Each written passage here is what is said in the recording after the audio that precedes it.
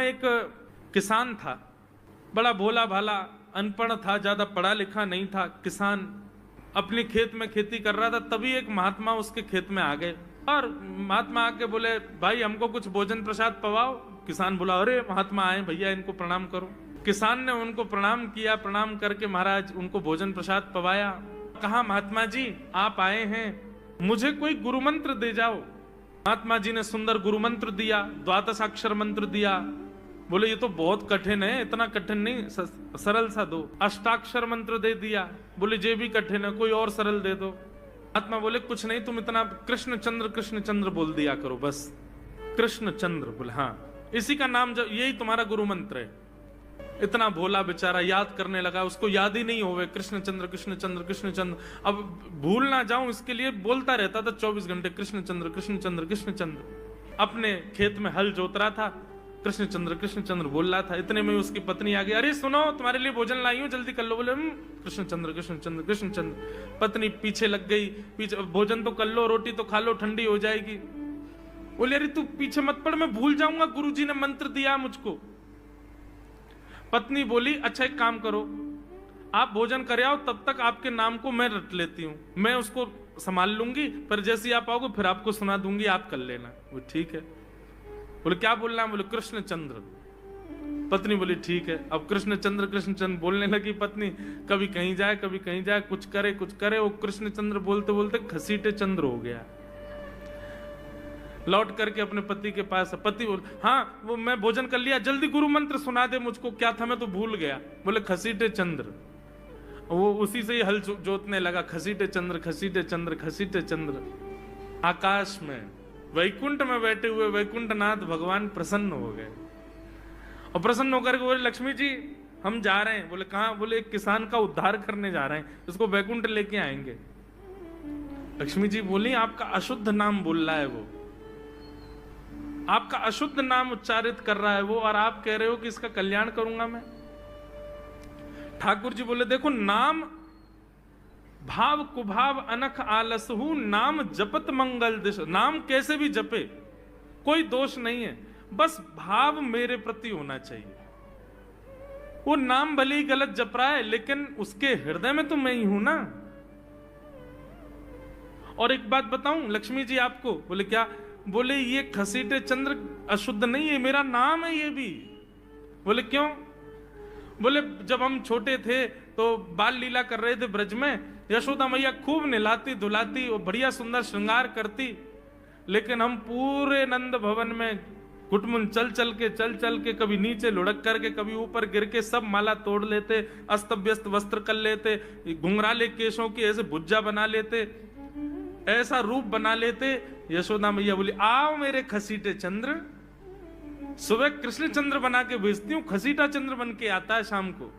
तो बोले तब यशोदा मैया ने हमारा नाम रखो घसीटे चंद्र, तो इसलिए शुद्ध नाम है। तो ठाकुर जी के बहुत सारे नाम हो गए, कनुआ, गोपाल, गोविंद, माधव, कन्हैया। यशोदा जी का प्रिय नाम है कन्हैया। मैया लाल जी को इसी नाम से पुकारती है।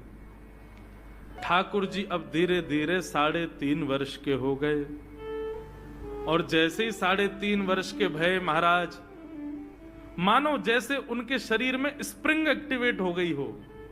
इतना ऊधम मचाते हैं, इतना ऊधम मचाते हैं, पूरी गोकुल की नाक में दम कर रखा ठाकुर जी ने। यशोदा मैया ने लाल जी को नूपुर पहना रखे।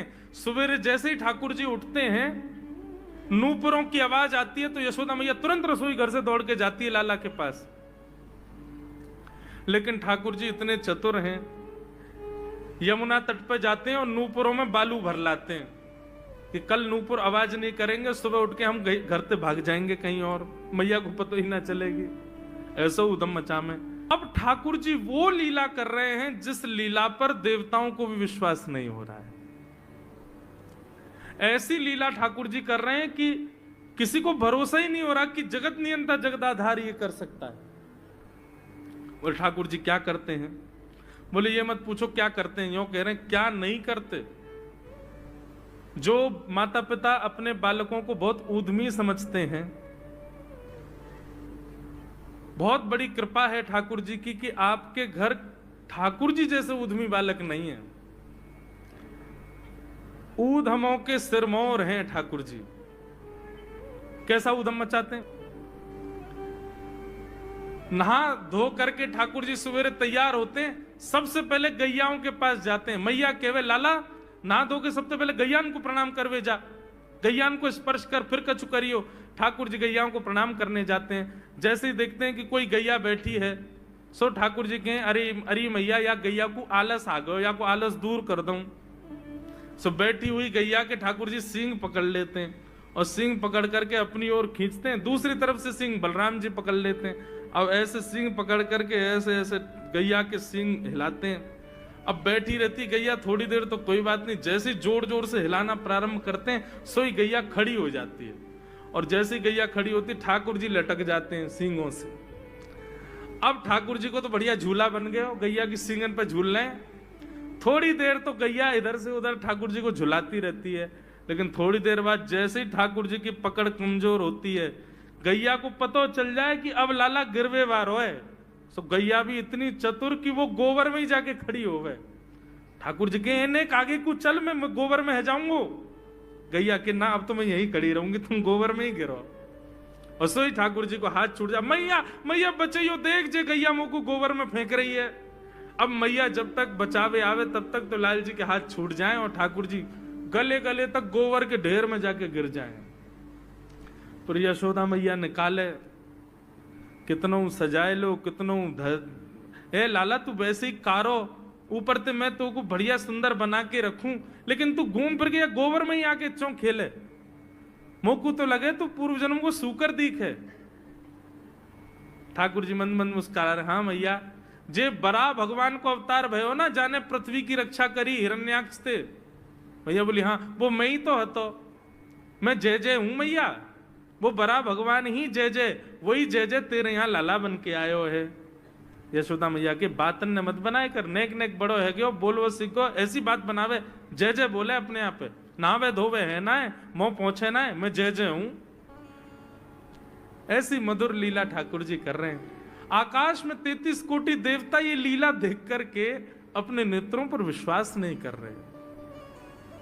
ऐसे मधुर ठाकुर जी। एक दिन नंद भवन में गैया ब्याह गई।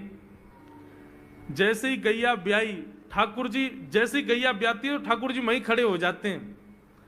और बंधुओं शास्त्रों में आज्ञा है कि गाय जब ब्याह रही हो, बछड़े को जन्म दे रही हो या बछिया को जन्म दे रही हो, उस समय गैया जो होती है वो दो मुखी हो जाती है। एक मुख तो सामने है, और जब जन्म देती है तो बछड़ा या बछिया उसका मुख जब बाहर आता है तो दो मुखी हो जाती है। ऐसी दो मुखी गैया की जब आप परिक्रमा करते हो तो पूरे ब्रह्मांड की परिक्रमा का फल प्राप्त होता है। तो ठाकुर जी का नियम है, नंद बाबा की उंगली पकड़ के खड़े रहे, जैसे ही गैया ब्यावे वारी हो तो वाकू सहलाते रहे, जैसे ही गैया ब्यावे वारी हो, जैसे ही बछड़ा बाहर आवे सोई ठाकुर जी वाकी परिक्रमा कर ले, परिक्रमा करके दंडवत प्रणाम करें, वाकू वाकी चरण रज को माथे से लगा में, और बछड़ा जन्म ले सो वाकू नवा में दुआ में, वाकू अपने गरे से लगा में। एक दिन ठाकुर जी जोर जोर से रोने लगे। बछड़ा जैसे ही जन्म लियो बछड़ा ने, ठाकुर जी रोने लगे। नंद बाबा शांत करा में नहीं माने, बलराम जी ने शांत करायो नहीं माने। यशोदा मैया बोले लाला का भयो, तू रो क्यों रोए? बोले मैया मेरे संग बहुत बुरा भयो। यशोदा मैया बोली कहा भयो? बोले गैया के बछड़ा ने जन्म लियो। मैया बोली तो वाह बछड़ा को मैंने मुंह खोल कर देखो, वाह के सबरे दांत ने करे आए। मेरे जन्म को 3 साल है गए, अभी तक 4 ही दांत न करे मैया, वो टूट जाए, रो रहे हैं अपने दांतन को, मेरे दांत चौना न कर रहे सबरे। बाप बछड़ा के जन्म लेते ही सबरे दांत आ गए, मेरे दांत चौने ही आ रहे हैं। यशोदा मैया ऐसी मधुर बात सुनकर के झूठी झूठी कहती, मैया कहती लाला तू दूध ना पीवे ना, पूरे दिन मक्खन खावे, मक्खन चीकनो होवे, दांत निकरे चिकनो है कि सुई पेट में चलो जाए, तो दूध पिए कर। चोटी पकड़ के रोते मैया मेरी चोटी चौना भर रही। बाप बलराम की चोटी देखो कैसी नागिन जैसी चोटी है वाकई, और मेरी चोटी कैसी है मैया, नेक सी पतरी सी। मैया बोले लाला तू दूध ना पीवे, दूध ते चोटी बड़े। बलराम देखिए ऐसा जग भर के दूध पीवे। सो ठाकुर जी दूध को पात्र हाथ में ले में, अपनी चोटी खोल ले में, और फिर चोटी पकड़ करके दूध पी में, और दूध पीते पीते नापते रहे कितनी बड़ी भई कि ना भई अभी। ऐसी मधुर लीला ठाकुर जी करते हैं। ऐसी लीलाएं हैं ठाकुर जी की कि उन लीलाओं को सुनकर के जो ज्ञान के मार्ग को नहीं समझ पाते, जो वैराग्य के मार्ग को नहीं समझ पाते, जो ज्ञान और वैराग्य से ठाकुर जी को प्राप्त नहीं कर पाते, वो इन लीलाओं से ठाकुर जी के हो ही जाएंगे। ऐसी लीला है।